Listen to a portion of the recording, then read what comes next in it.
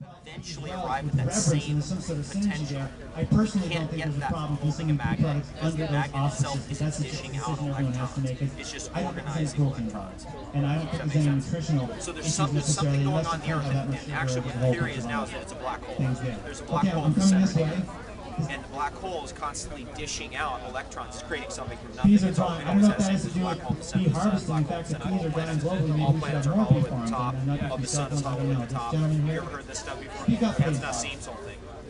Does this correlate with the healing lines that the pagans used to build their temples and Well, that has to do with the Coriolis forces, because we're dealing with spin.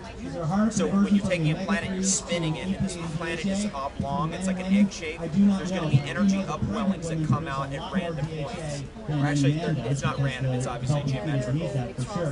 Yeah. Now, there's a reason that there's a difficult conversion of EPA. I'll tell you, you want to feel something amazing, go to a sacred site after you tune into this and get barefoot and then touch actually the stone. Yeah, go to those places and get grounded there, and you'll have a different experience than being ungrounded. And so this, again, what we're doing is we're calling up a basic assumption.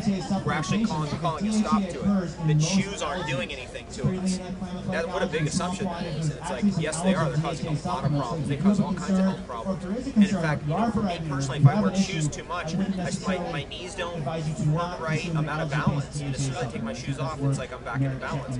Now, we all remember that as kids, but it's just like now we got to kind of bring that back. And it's like the hippie thing of like the Birkenstocks. It's the earth shoes. You got to be touching the earth. That's the real shoe. And there's ways to get around that, obviously, because we're living in a technological world. You don't want to be walking barefoot in New York City. And the way that you do that is barefoot technologies, which is plugging into a ground wire or just creating your own ground wire and dropping it into a river, create your stream. You know, some of the I want to just, as we're going on this, look at this. What's that? Estrogens can be environment Portable? estrogens. Is it right there? Absolutely not a shred of evidence. You can just drag your wire. Oh no, yeah, no. Let's say Copper wire behind you have a cane. You have a cane made out of silver or a copper pipe. You have a copper pipe. Now here's what some of the old technologies had kind of lined up. Is you can take a copper pipe, because it's a metal, go to the most noble water you can think of, the most noble spring, the best creek in the neighborhood, the best river you know of.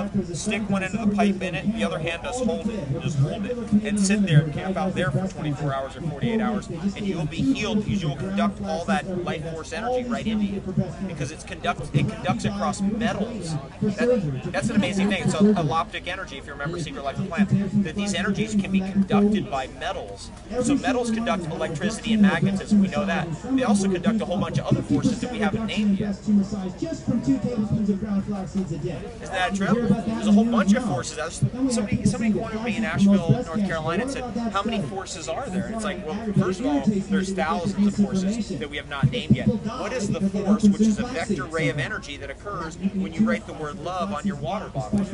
There's a force that is activated in the universe, and it has a vector, a direction. It's going into the water, right? So it's a force, and we can name that force. Well, there are thousands of forces like that we have no names for. That's why this is where we got to go, because there's all kinds of things happening here that we don't have named yet, that we don't even know what it is.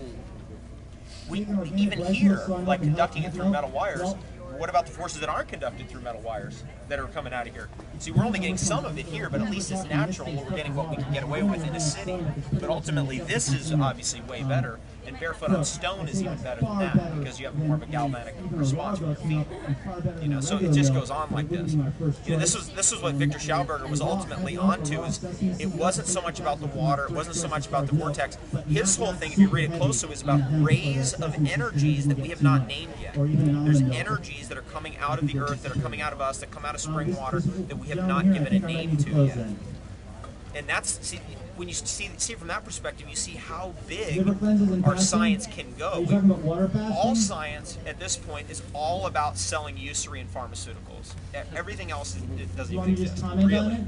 And what we're doing is we're going like this. I don't see it. No, I don't want to see it. I don't want to know. I don't see this over here. So all our science is all self-limiting too. And other intelligences in this cosmos are not there. They are actually exploring reality with everything they got to the nth degree of their being together as one with no limitation. I'm just putting that out there. Just if you want to calibrate what that means, just take a good listen to what that means. Actually exploring scientifically the reality of the universe with everything they got, no limitation, no expectation, no assumptions about what's the result going to be. Just pure science, real science. We're at such an infantile stage of that, we're basically not even doing that. We don't even know what we're doing. You know what I mean? We've been conscious for 150 years, or at a maximum 10,000 years, depending on what your theory is. There are beings in this cosmos that have been conscious for 100 million years or 400 million years, and have actually been exploring the universe with that. Sports nutrition product called Warrior Food, which is a protein we're nothing yet. We're at a point like we're in a silly we're at the silly infantile stage of maybe crying baby stage. Barely. We're just losing the cuteness too. I'm going to ask a lot of questions. I have a son-in-law who's getting his PhD in particle physics. What can I tell him? Tell him to read Steiner, Victor Schauberger, and Wilhelm Reich.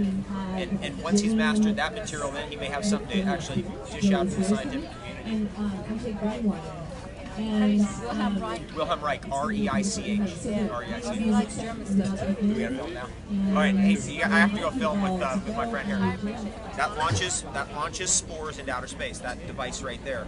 So to me, I actually do care about science, and I actually am not into the NASA bullshit. Which, by the way, please, I hope all of us are off that. I hope we are done with that whole thing of actually believing anything NASA has ever said, ever, or shown us, because it's all 100% lies. And until we can come to that place, then we cannot go any further. Because if we believe we can launch a man in an aluminum spaceship through the Van Allen belts successfully, we are screwed up right there. We're never going to go anywhere. But nature does it in another way, and this is the secret that shows us. I mean, I don't want to get on the Nassau trip because that's going to freak me out. It really will. Okay. No available straight answer. I'm going to leave that one for you. One of the speakers, I forget who says that. There's no way you can go through. David, is this from Siberia? Korea. This is a Phalinus lentinus, and this is given